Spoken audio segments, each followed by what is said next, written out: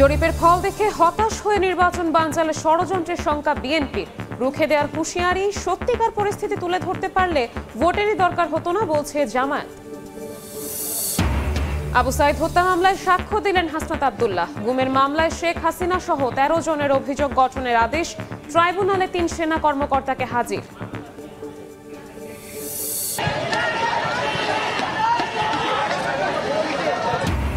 শান্তি চুক্তি ভেঙে ফের সংঘর্ষে জড়ালো ঢাকা কলেজ ও আইডিয়ালের শিক্ষার্থীরা। ধাওয়া পাল্টা ধাওয়া, ইট পাটকেল নিক্ষেপে আহত কয়েকজন, 2টি বাস ভাঙচুর। এবার গাজীপুর কারাগারে আয়নাবাজি। বন বিভাগের মামলায় অভিযুক্তের পরিবর্তে জেলে অন্যজন।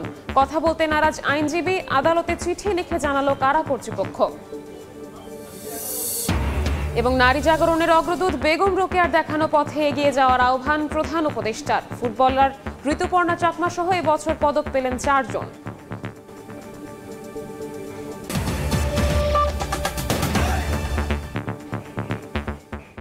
সময় সংবাদের সঙ্গে আছি আমি শবনব নিবিড়। নির্বাচনী জরিপ নিয়ে হতাশ হয়ে কেউ কেউ ষড়যন্ত্রের আশ্রয় নিতে পারে বলে মন্তব্য করেছেন বিএনপির স্থায়ী কমিটির সদস্য নজরুল ইসলাম খান। বলেন, জনগণ তাদের ষড়যন্ত্র সফল হতে দেবে না। কৃষিবিদ ইনস্টিটিউটে আলোচনা সভায় দলটির সিনিয়র যুগ্ম মহাসচিব রুহুল কবির রিজভী দুর্নীতিমুক্ত সরকার গঠনের প্রত্যয় ব্যক্ত করেছেন।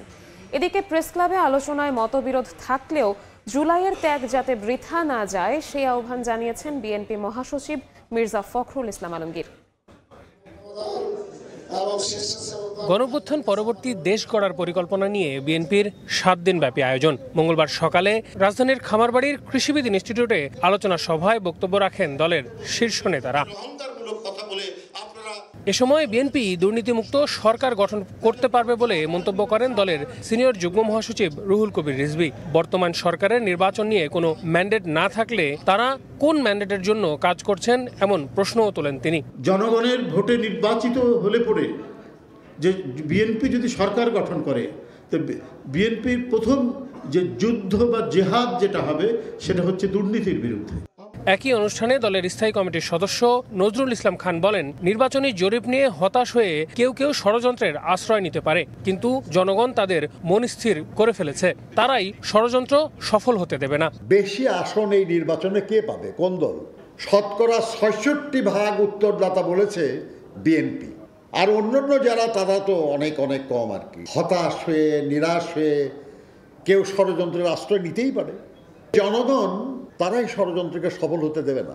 জাতীয় প্রেস ক্লাবে অধ্যাপক ডক্টর মাহবুবুল্লাহর নতুন 4 বইয়ের প্রকাশনা অনুষ্ঠানে বিএনপি মহাসচিব মির্জা ফখরুল ইসলাম আলমগীর বলেন, মতবিরোধ থাকলেও জুলাইয়ের ত্যাগ যাতে বৃথা না যায় সেদিকে খেয়াল রাখতে হবে। আমাদের মধ্যে মতপার্থক্য থাকবে, কিন্তু সেই মতপার্থক্য যেন আমাদের যে আশা, আমাদের যে স্বপ্ন, জুলাই আন্দোলনের মধ্য দিয়ে আমরা যে বিজয় অর্জন করেছি, এই যে ছেলেগুলো প্রাণ দিয়েছে তাদের যে আলোচনা সভায় অংশ নেন বিদ্যুৎ, জ্বালানি ও সড়ক উপদেষ্টা মোহাম্মদ ফজল কবির খান, বিপ্লবী ওয়ার্কার্স পার্টির সাধারণ সম্পাদক সাইফুল হক সহ লেখক, কৃষিবিদ এবং ইতিহাসবিদরা। আল আমিন তুষার, সময় সংবাদ, ঢাকা। জরিপ যদি সত্যিকার পরিস্থিতি তুলে ধরতে পারত তবে নির্বাচনের প্রয়োজন হতো না বলে মন্তব্য করেছেন জামায়াতের সহকারী সেক্রেটারি জেনারেল হামিদুর রহমান আজাদ। দুপুরে মগবাজারে দলের কেন্দ্রীয় কার্যালয়ে তিনি জানান, অতীতের অনেক জরিপ নির্বাচনের ফলাফলের সঙ্গে মেলেনি। ক্ষমতায় গেলে বিএনপি অপরাধ বন্ধ করবে এমনটা জনগণ বিশ্বাস করে না বলেও মন্তব্য করেন জামায়াতের এই নেতা। এ সময় জামায়াত সহ 8 দলকে ক্ষমতায় দেখা দেশের মানুষের গণ আকাঙ্ক্ষা বলেও দাবি করেন হামিদুর রহমান আজাদ।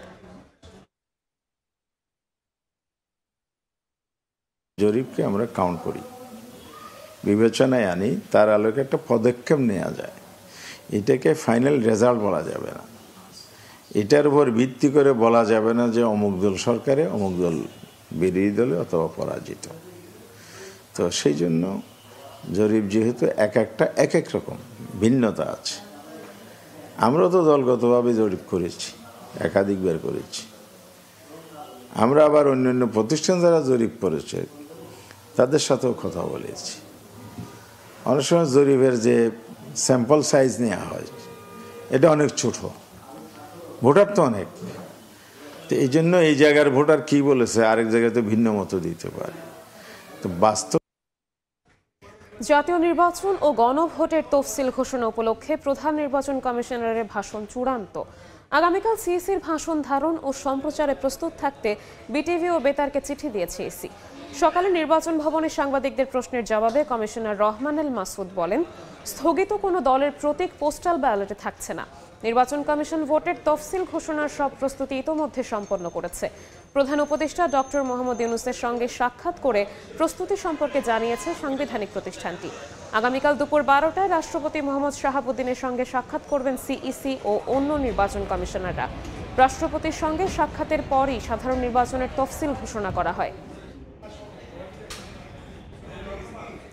জুলাই অভ্যুত্থানের প্রথম শহীদ আবু সাঈদ হত্যা মামলায় সাক্ষ্য দিয়েছেন জাতীয় নাগরিক পার্টির দক্ষিণাঞ্চলের মুখ্য সংগঠক ও জুলাই আন্দোলনের অন্যতম সংগঠক হাসনাত আব্দুল্লাহ।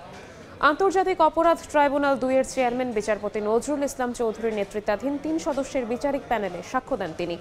জানান, আন্দোলন চলাকালে মৎস্য ভবন এলাকায় একটি সেফ হাউসে রেখে 2 দিন নির্যাতন করা হয় তাকে। এর আগে 21তম সাক্ষীর জবানবন্দি গ্রহণ করে ট্রাইব্যুনাল। প্রসিকিউশন বলছে, হাসনাতের জবানবন্দির পর সাক্ষ্য দেবেন তদন্ত কর্মকর্তা। এরপর মামলার সাক্ষ্য গ্রহণ অধ্যায় শেষ হবে। মামলায় 30 আসামির মধ্যে গ্রেফতার 6 জনকে হাজির করা হয় ট্রাইব্যুনালে। এদিকে ট্রাইব্যুনাল 1-এ আওয়ামী লীগের শাসনামলে জেআইসি সেলে 26 জনকে গুম করে নির্যাতনের মামলায় শেখ হাসিনা সহ 13 জনের শুনানি শুরু হয়েছে। ট্রাইব্যুনালে হাজির করা হয়েছে গ্রেফতার 3 সেনা কর্মকর্তাকে। রাষ্ট্রের আইনশৃঙ্খলা রক্ষাকারী বাহিনী কিভাবে আমাদের বক্তব্য খণ্ডিতাংশ এবং আংশিকভাবে প্রচার করে আন্দোলন প্রত্যাহারের যে নাটক মঞ্চস্থ করেছিল সেই বিষয়ে সেখানে কথা বলেছি। মিটিং করাতে ব্যর্থ হয়ে আমাদেরকে মৎস্য ভবনের সামনে সেফ হাউসে, মৎস্য ভবন এবং আন্তর্জাতিক মাতৃভাষা ইনস্টিটিউটের মাঝে একটা ঘর আছে। বাইরে থেকে সেটাকে পরিত্যক্ত মনে হয়, বাইরে থেকে মনে হয় যে এটা পরিত্যক্ত, কিন্তু ভিতরে আধুনিক ব্যবস্থাপনা সবই রয়েছে, যেটাকে আইনশৃঙ্খলা রক্ষাকারী বাহিনীদের ভাষায়, এজেন্সির ভাষায় যেটাকে সেফ হাউস নামে ডাকা হয়। সেখানে আমাদের সারা রাত ভোর ব্যাপী আমাদেরকে জিজ্ঞাসাবাদ করা হয়, সারা দিন ব্যাপী আমাদেরকে নির্যাতন করা হয়। সেদিন জুম্মার নামাজ ছিল, আমাদেরকে নামাজ পড়তে পর্যন্ত দেওয়া হয়নি। তৃতীয় দিনের মতো রায়ের বাজারে চলছে জুলাই অভ্যুত্থানে অজ্ঞাত শহীদদের মরদেহ উত্তোলন ও পরিচয় শনাক্তের কার্যক্রম। সিআইডি ও বিদেশি ফরেনসিক টিমের অধীনে সকাল 9:30টায় শুরু হয় কার্যক্রম। আজ 2টি সহ এ পর্যন্ত মোট 8টি মরদেহ উত্তোলন করা হয়েছে। উত্তোলনের পর ময়নাতদন্ত আর হাড়ের ডিএনএ নমুনা সংগ্রহ করা হচ্ছে। সবগুলো মরদেহ উত্তোলনের পর স্বজনদের ডিএনএর সঙ্গে মিলিয়ে পরিচয় শনাক্ত করা হবে। রোববার প্রথম দিন শনাক্ত কার্যক্রমে স্বজনদের মরদেহের খোঁজে 7টি পরিবার আসে রায়ের বাজারে। তাদের 11 জনের ডিএনএ নমুনা সংগ্রহ করা হয়। ময়নাতদন্ত ও ডিএনএ নমুনা সংগ্রহের পর আবারও দাফন করা হচ্ছে মরদেহ।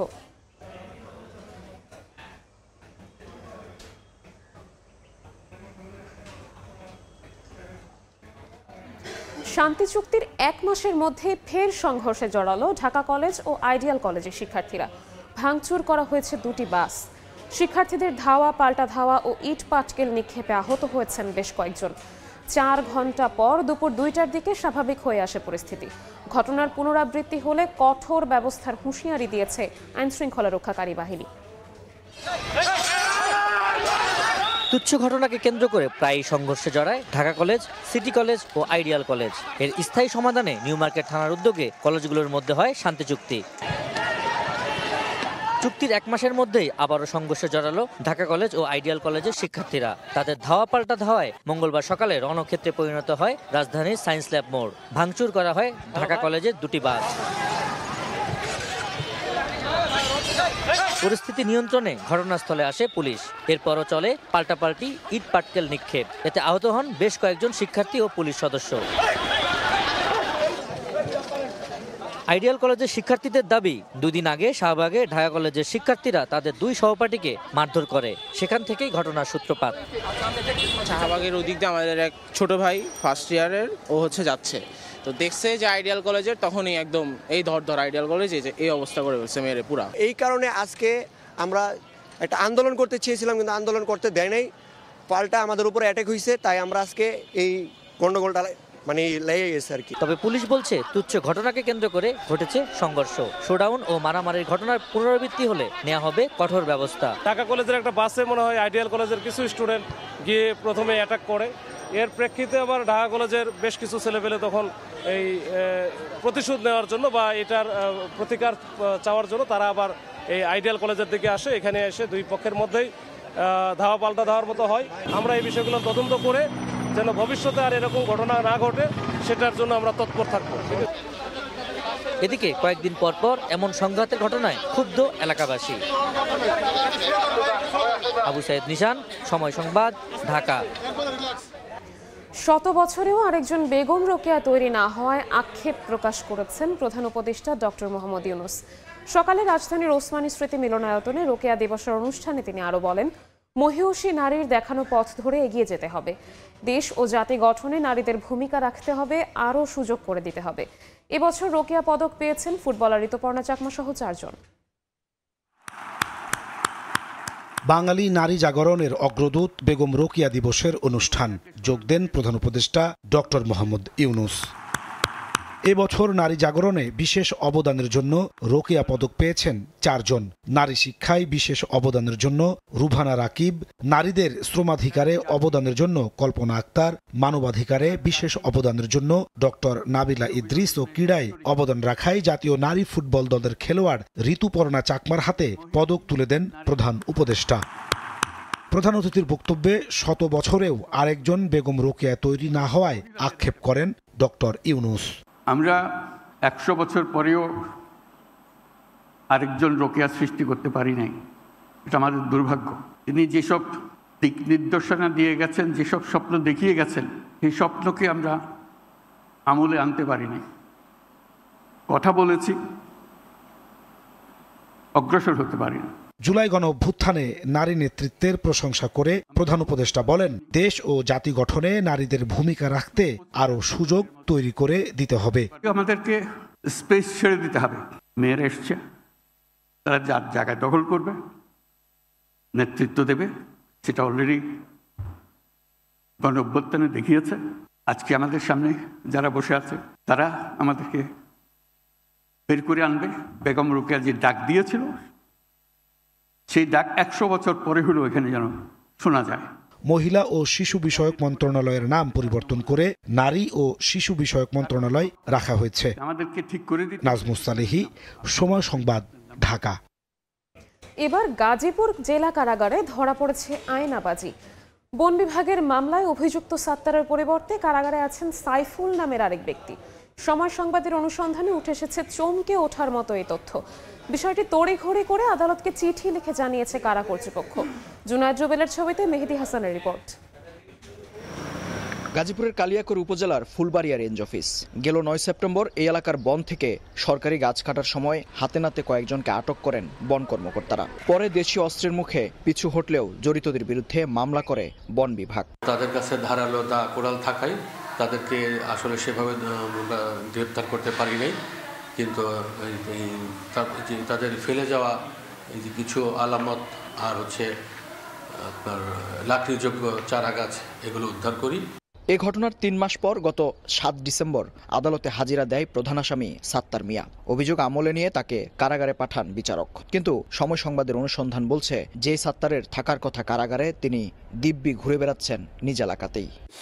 সরজমিনে দেখা যায় বাড়িতে নেই সাত্তার। মুঠোফোনে যোগাযোগ করলে তিনি জানান ব্যবসায়িক কাজে অবস্থান করছেন মাওনা এলাকায়। যদিও আদালতের নথি বলছে এই মুহূর্তে তার থাকার কথা গাজীপুর জেলা কারাগারে।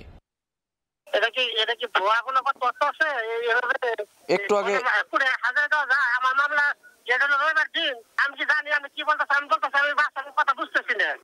সাত্তার যদি নিজ এলাকায় স্বাভাবিকভাবে ঘুরে বেড়ান, তবে সাত্তার পরিচয়ে যে কারাগারে রয়েছেন তিনি আসলে কে?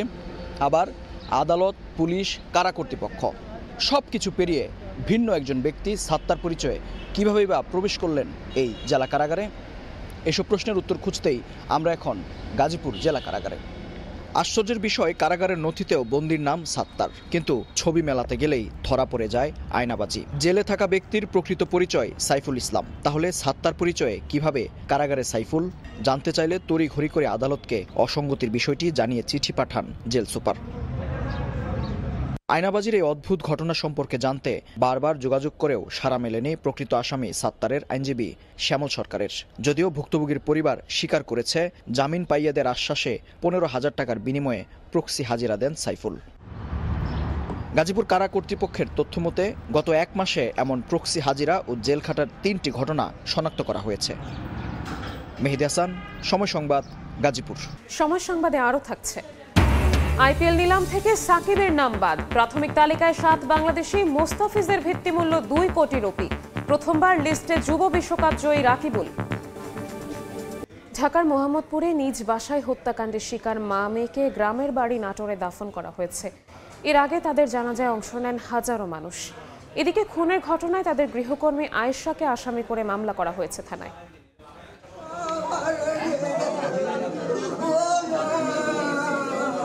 স্ত্রী সন্তানকে হারিয়ে বাকরুদ্ধ আজিজুল। সোমবার রাজধানীর মোহাম্মদপুরের বাসায় খুন হন লায়লা আফরোজ ও নবম শ্রেণীর মেয়ে নাফিজা লাওয়াল বিনতে আজিজ। মঙ্গলবার ভোরে তাদের মরদেহবাহী অ্যাম্বুলেন্স পৌঁছে নাটোর শহরের বরগাছা এলাকার বাড়িতে। এ সময় কান্নায় ভেঙে পড়েন স্বজনরা। বাদ জোহর নবাব সিরাজউদ্দৌলা সরকারি কলেজ মাঠে জানাজার জন্য নেওয়া হয় মরদেহ। জানাজায় অংশ নেন কয়েকশো মানুষ। এরপর পৌর কবরস্থানে মা মেয়েকে দাফন করা হয়। এই ঘটনার সুষ্ঠু তদন্ত করে ন্যায় বিচার দাবি করেন পরিবারের সদস্যরা। আমরা চাই যে পুরো ঘটনাটার একটা সুষ্ঠু তদন্ত হোক। এটা হয়তো ডাকাতির উদ্দেশ্যে করা, এমন শাস্তি প্রদান করা হোক যেন ভবিষ্যতে এরকম কর্মকাণ্ড আর না ঘটে।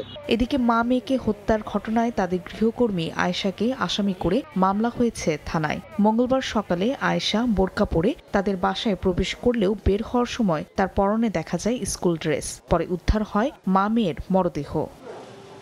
ফাহরিয়া ফারজানা, সময় সংবাদ। আইপিএলের নিলাম থেকে বাদ দেয়া হলো সাকিব আল হাসানের নাম। তবে নিলামের প্রাথমিক তালিকায় আছেন বাংলাদেশের 7 ক্রিকেটার। আইপিএল শুরু হওয়ার পর প্রায় প্রতি বছরই নিলামে রাখা হতো সাকিব আল হাসানকে।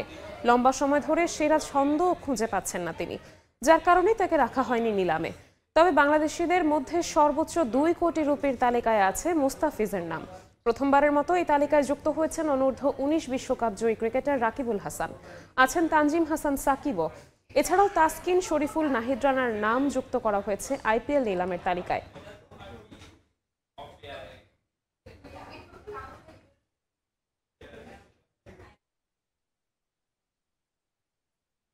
এ পর্যায়ে শীর্ষ সংবাদগুলো জানিয়ে দিচ্ছি আরও একবার।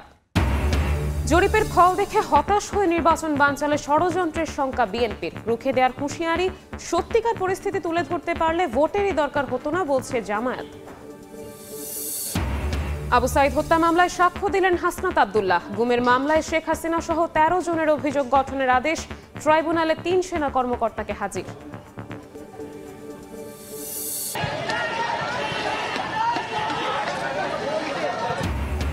শান্তি চুক্তি ভেঙে ফের সংঘর্ষে জড়ালো ঢাকা কলেজ ও আইডিয়ালের শিক্ষার্থীরা। ধাওয়া পাল্টা ধাওয়া, ইট পাটকেল নিক্ষেপে আহত কয়েকজন, 2টি বাস ভাঙচুর।